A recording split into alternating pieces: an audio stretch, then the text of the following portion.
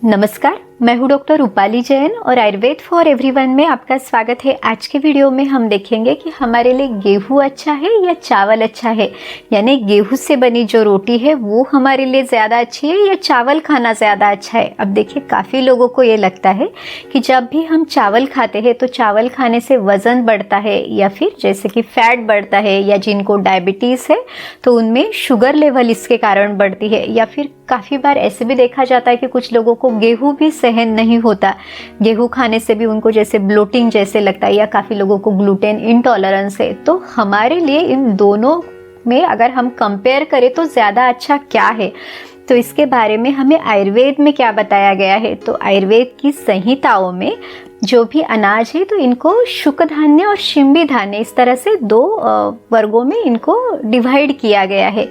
अब ये जो शुक धान्य है ये है ग्रेन्स, और जो शिंबी धान्य है वो है पल्सेस। शुक धान्य में जैसे कि गेहूं है या फिर चावल है, ज्वार है, बाजरा है, रागी है, तो इन सभी का समावेश शुक धान्य में यानी ग्रेन्स में किया गया है। और जो शिंबी धान्य है ये है पल्सेस, जैसे कि मूंग है, मसूर है, चना है, तो इन सभी पल्सेस का समावेश शिंबी धान्य में है।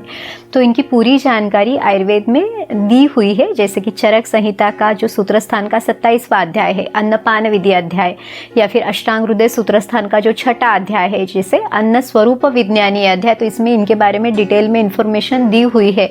तो चलिए हम देखते हैं कि गेहूं और चावल इनकी अपनी विशेषता क्या है, या फिर हर एक व्यक्ति के लिए इनमें से इनका चयन करना वो किस तरह से इसका चयन कर सकते हैं, इसे किस तरह से सेवन कर सकते हैं। तो इसकी पूरी जानकारी हम इस वीडियो में लेंगे। पूरी जानकारी के लिए हमारे साथ बने रहिए, और अगर आपने हमारे चैनल को सब्सक्राइब नहीं किया है तो सब्सक्राइब भी ज़रूर कीजिए।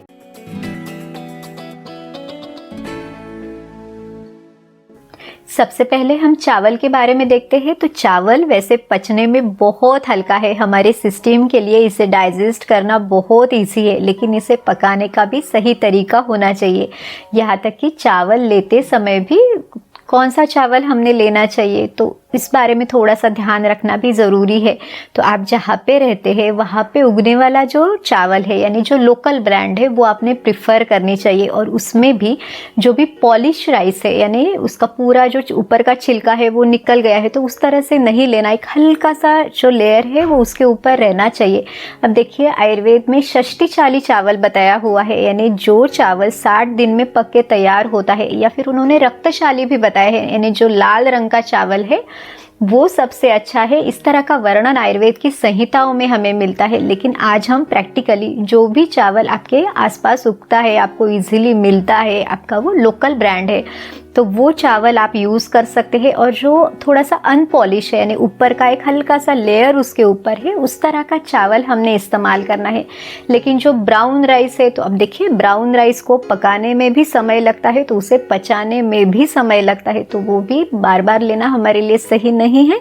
तो जो हल्का सा अनपॉलिश राइस है वो आपने इस्तेमाल करना है। इसके अलावा चावल हमेशा पुराना इस्तेमाल करें, यानी जो लगभग 1 साल पुराना है उस तरह का चावल हमने इस्तेमाल करना है, क्योंकि जब भी ये चावल पुराना होता है तो वो पचने में और हल्का बनते जाता है। अब अगर हमें ये पता ही ना हो कि चावल पुराना है या नहीं, तो उसके लिए हम क्या कर सकते हैं, तो जब भी आप चावल बाज़ार से लेके आते हैं तो घर में उसे हल्का सा भून के लेना है। इसे भूनने के बाद भी ये पचने के लिए हल्का होता है, तो ये भी ऑप्शन हमारे पास रहता है। चावल को पकाते समय भी इसे कभी भी प्रेशर कुकर में ना पकाएं। अगर आप चावल को प्रेशर कुकर में पकाते हैं तो ये शरीर में क्लेथ को बढ़ाता है, मेद धातु को बढ़ाता है, कफ को बढ़ाता है, और इस तरह से अगर आप चावल बनाते हैं तो वो आपके डायबिटीज़ का कारण हो सकता है। क्योंकि आयुर्वेद में जो प्रमेह के हेतु यानी मधुमेह या डायबिटीज़ के जो कारण बताए हुए हैं, तो इसमें ये सभी कारण है जो भी शरीर में क्लेथ या कफ को बढ़ाने वाली चीज़ें हैं। तो ये वाला चावल आपका डायबिटीज़ का कारण हो सकता है। लेकिन जब हम चावल को ऊपर पकाते हैं, खुले बर्तन में पकाते हैं, और उसके ऊपर की जो मांड है या जो पेज है तो वो निकालते हैं, तो जब आप चावल बनाओ तो इसमें थोड़ा सा पानी ज़्यादा डालना है, और जब वो पक जाए यानी थोड़ा सा कच्चा रहे तो उस समय पे उसकी जो पेज है या जो जिसे मांड कहा जाता है तो उसको निकालना है और फिर उसको उसके बाद भी थोड़ा सा हल्का सा पकाना है। तो ये जो चावल बनेगा तो ये पचने में बहुत हल्का रहेगा। इस तरह से बनाया हुआ चावल ना तो वज़न बढ़ाएगा ना तो डायबिटीज़ बढ़ाएगा। इसके बारे में भी हमने डिटेल वीडियो बनाया है, तो आप अगर ये विधि देखना चाहते हैं तो आप वो वीडियो भी देख सकते हैं। चावल जब भी फ्रेश है, गरम है, तभी आप इसका सेवन करें तो इसका स्वाद भी बहुत अच्छा आता है और ये पचने में भी इजी होता है।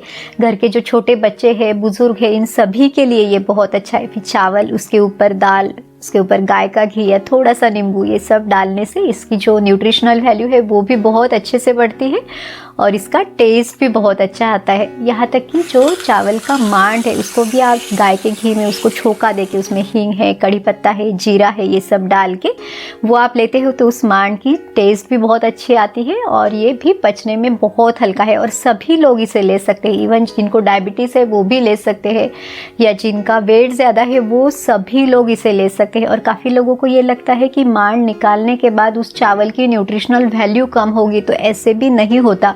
उल्टा वो चावल पचने के लिए हल्का होता है और जब हम इसे प्रेशर कुकर में बनाते हैं तो ये क्लेथ को बढ़ाने वाला, कफ को बढ़ाने वाला है, तो उल्टा वो चावल डायबिटीज़ का कारण बनता है या वेट गेन की टेंडेंसी करता है।